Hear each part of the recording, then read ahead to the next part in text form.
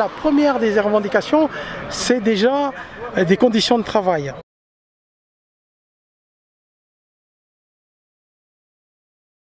Comme la semaine dernière, les raisons sont les mêmes. Donc nous avons une mauvaise, très mauvaise condition de travail, car on n'a pas de pause pour les services moins de 6h30. Au-delà de 6h30, on a des pauses. Et nous, on aimerait bien avoir des pauses à chaque terminus, un temps nécessaire pour souffler, que nous, on n'en a pas aujourd'hui. Voilà. Pour qu'on comprenne, tous ceux qui prennent le bus, quand ils voient un chauffeur par exemple, hein, il peut rouler pendant plus de 6 heures sans avoir eu de pause. Ben, on n'a pas de pause pour les services, moins de 6h30, donc 6 heures, oui, il n'y a pas de pause, il n'y a rien. Donc il arrive, il repart, il arrive, il repart. Il n'a même pas le temps d'aller aux toilettes, malgré qu'ils nous disent que vous pouvez aller aux toilettes, mais si vous allez aux toilettes, vous n'avez pas le temps, ça veut dire que le bus il est en retard. Donc les usagers ils sont mécontents des conducteurs. Qu'est-ce que vous répond la direction par rapport à cette revendication particulière? Bon, mardi dernier, grève, il n'est même pas venu nous voir pour convoquer à une réunion de négociation. Là, mardi d'après, le 9, on est en grève, on ne l'a pas vu encore passer. Donc voilà.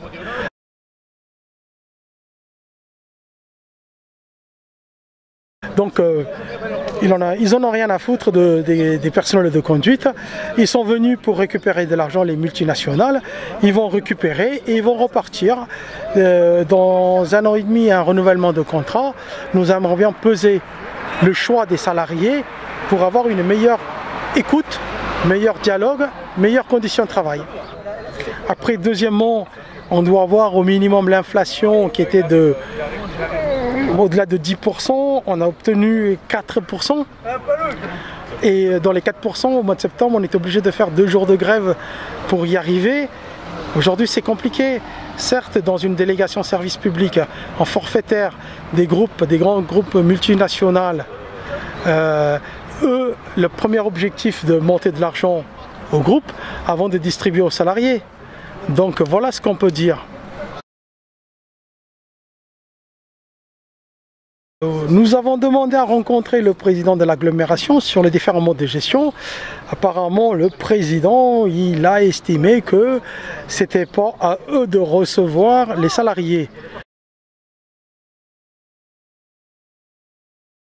Et c'est quand même de passer un mauvais signe auprès des habitants et des usagers et des salariés, de ne pas recevoir les syndicats. Voilà, mais après, c'est vrai que sur le fond, on n'est pas reçu. Hein.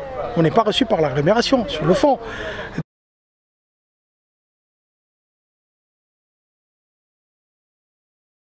Monsieur Maillard, vous voulez dire un petit mot par rapport à ce mouvement de grève? Quelle est votre réaction par rapport à ça? Aucune déclaration. Et au fait que par exemple le personnel n'a pas de pause au bout de 6 heures de... Aucune déclaration. Parce que ça c'est inquiétant quand même pour les gens qui prennent le bus, hein, de savoir que des chauffeurs n'ont pas de repos pendant 6 heures. Comment ça se fait que ça vous inspire aucune réaction? Aucune réaction, aucune déclaration. Donc chaque fois, tous les 6 ans, il y a un renouvellement de contrat DSP forfaitaire. À chaque fois, ils nous disent le prochain sera meilleur, mais vous verrez bien qu'il ne sera pas meilleur.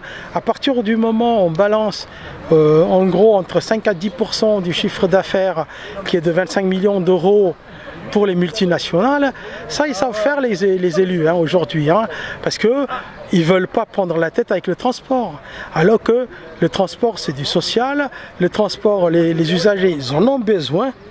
Voilà, et ben regardez Keolis, qu'est-ce qu'ils ont apporté aujourd'hui? Ils n'ont rien apporté. Pourquoi nous retrouvons dans cette situation? C'est que tous les 6 ans, il y a une délégation de service public. Dans cette délégation-là, c'est prévu qu'il y ait une augmentation de recettes sur 6 ans. Là, on est à 4 ans et demi, on n'arrive pas à atteindre la recette. Donc, nous nous retrouvons cette année avec 900 000 € de moins sur les recettes. Donc, l'agglomération a pris en charge une partie, enfin la moitié. Donc, il nous manque moins 450 000 €. Donc, les années à venir, elles ne seront pas très bien, parce que pour l'année 2023, nous n'atteignerons pas le contrat d'1 million d'euros de recettes supplémentaires, ni la dernière année en 2024. Donc, ce qui m'inquiète un peu, le contrat n'est pas respecté et l'agglomération ne bouge pas. Les salariés sont désolés de ne pas pouvoir assurer un service public. Aujourd'hui, l'agglo a décidé d'avoir un groupe comme Keolis qui n'a pas de dialogue, qui n'a rien. On va réagir par rapport à ça. Est-ce qu'ils vont laisser crever cette entreprise chaque année avec moins d'1 million d'euros? Que j'alerte quand même l'ensemble des élus, l'agglomération comme la ville, d'être attentif au contrat, qu'il n'y ait pas des excédents pour obtenir le contrat et pour ne pas y arriver.